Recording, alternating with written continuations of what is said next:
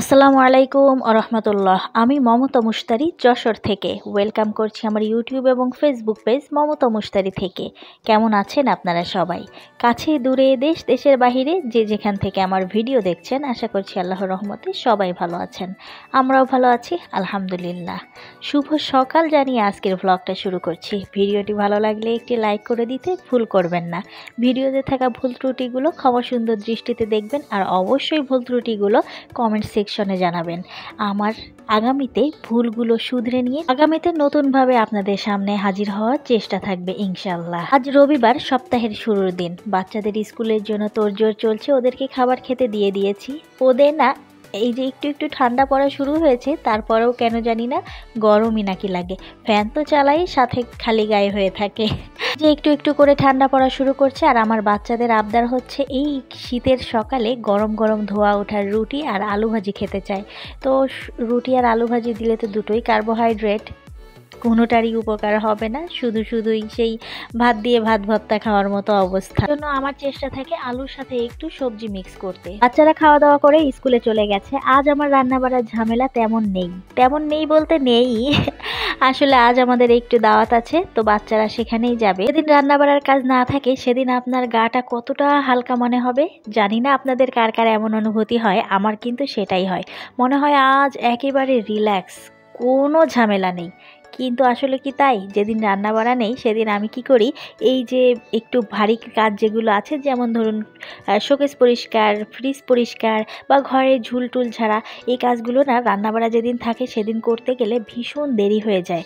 আর এগুলো করে আবার যখন আমি রান্না বাড়া করতে যাই তখন আবার দেখা যায় কি সময় পার হয়ে যায়।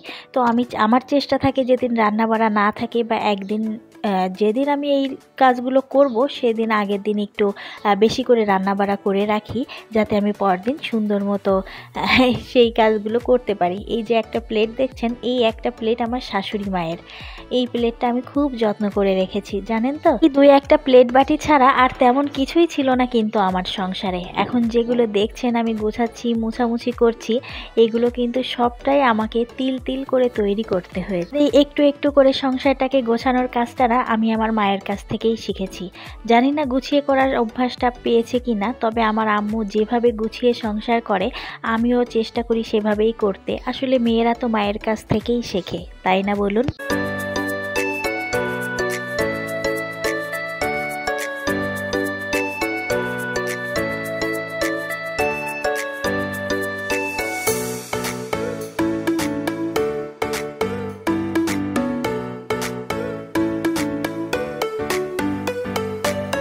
যাই হোক, চলুন টুকটুক করে শোকেসটা সুন্দর মতো গুছিয়ে ফেলেছি। গুছিয়ে তো ফেলিনি, আসলে মুছামুছি করেছি, এই একটু ধুলাবালি পরে আর কি।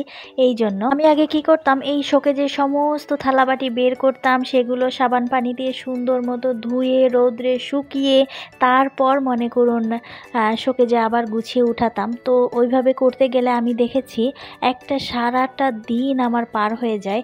আর যেহেতু আমার ঘরে ছোট বাচ্চা আছে, ওইভাবে শোকেজে থালাবাটি যদি আমি সব বের করে ওইভাবে এখন করতে যাই বর্তমানে, তাহলে তো আমার থালাবাটি আর একটাও আস্ত থাকবে না, বুঝতেই পারছেন।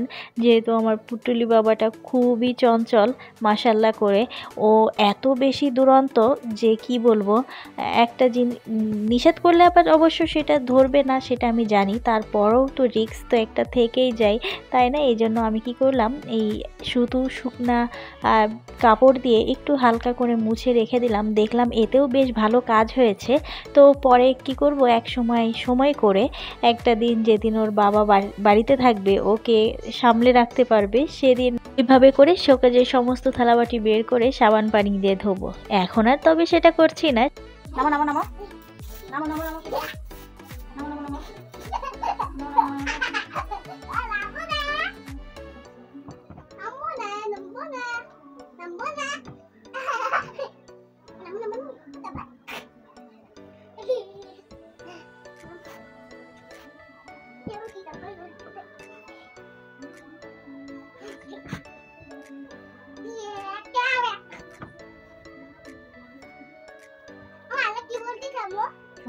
না শুনে চলে আসলো।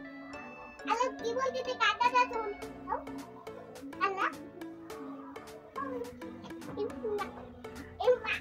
মজা ময়লা হয়ে গেল।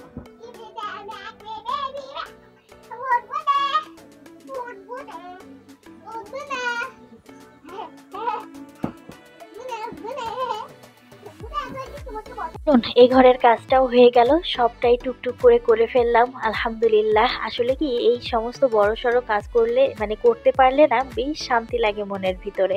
এই মনে হয় খালি কবে করব কবে করব, আর যখন কাজটা সম্পূর্ণরূপে করা হয়ে যায় তখন কিন্তু একটা অন্যরকম ভালো লাগা কাজ করে। আপনাদের কার কার এই জিনিসটা হয় আমি জানি না, আমার ক্ষেত্রে কিন্তু এই মানে এরকমটাই হয়।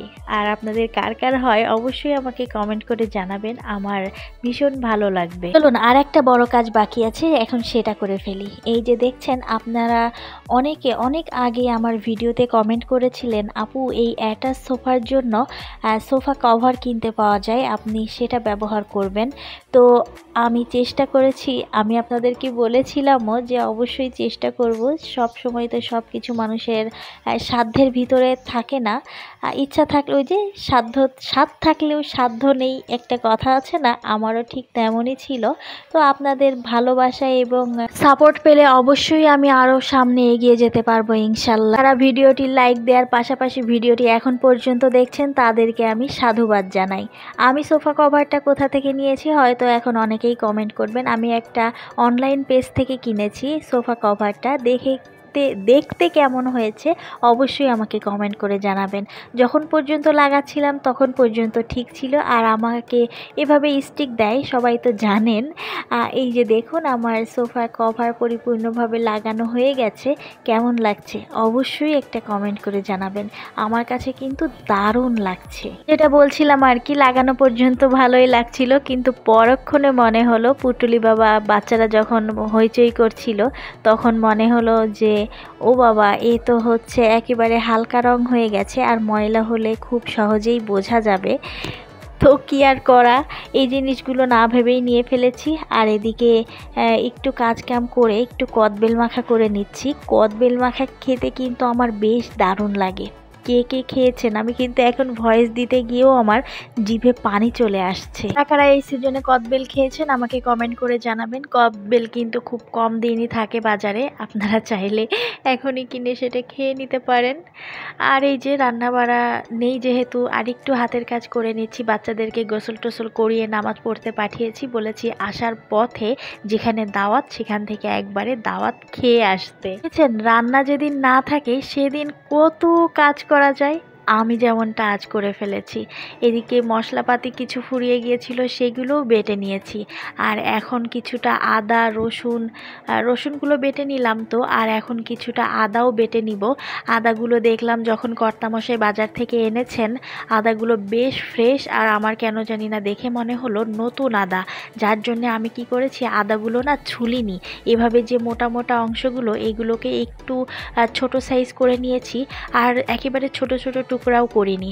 আজ ভাবলাম এভাবে একটু করে দেখি, যেহেতু সময় খুব কম আর ধৈর্যও আর কুলাচ্ছিল না। এখনও আমার দুপুরে নামাজ গোসল শেষ করতে হবে, তারপর দুপুরের সেই দাওয়াতের বাড়িতে যেতে হবে। আসলে দাওয়াতটা পড়েছে আমাদের 2 বিল্ডিং পরেই, এই জন্য একটু ধীরে সুস্থে গেলেও কোনো ব্যাপার না। তো আমি এখানে আদা সমস্তটাকেই টুকরা টুকরা করে এই যে এখন ব্লেন্ডার জারে ওইভাবেই নিয়ে নিচ্ছি, করে দেখি কেমন হয়। তো আমি যখন পেস্ট করেছি খোসা যে আমি ছাড়াইনি সেটা কিন্তু আমি একেবারেই বুঝতে পারিনি। তো চলুন আদা ব্লেন্ড করে নিই। দুপুরে নামাজ গোসল শেষ করে ফিরে এসেছি একেবারে খাবারের প্যাকেট নিয়ে। ওই যে বলছিলাম না দাওয়াত আছে, তো দাওয়াতে আমি যেহেতু যেতে পারিনি একটু লেট করেছি, বাচ্চারা কি করেছে মানে ওনারা আমার জন্য আবার খাবারটা প্যাক করে দিয়েছে, আমার জন্য, শাশুড়ি মায়ের জন্য, পুটুলি বাবার জন্য। আর ওরা সবাই খেয়ে এসেছে। তো তারা বিরিয়ানি রান্না করেছিল, বিরিয়ানিটা না এক কথায় অসাধারণ হয়েছিল, অসাধারণ, দেখেই বুঝতে পারছেন। তো যাই হোক বিরিয়ানি খাওয়া দাওয়া করি। চলুন আজকের ভ্লগটাও এখানেই শেষ করছি, দেখা হচ্ছে আগামীতে নতুন ভ্লগের সাথে। সে পর্যন্ত সবাই ভালো থাকবেন, সুস্থ থাকবেন, সাবধানে থাকবেন, আর অবশ্যই আমাদের জন্য দোয়া করবেন। আল্লাহ হাফেজ, আসসালামু আলাইকুম।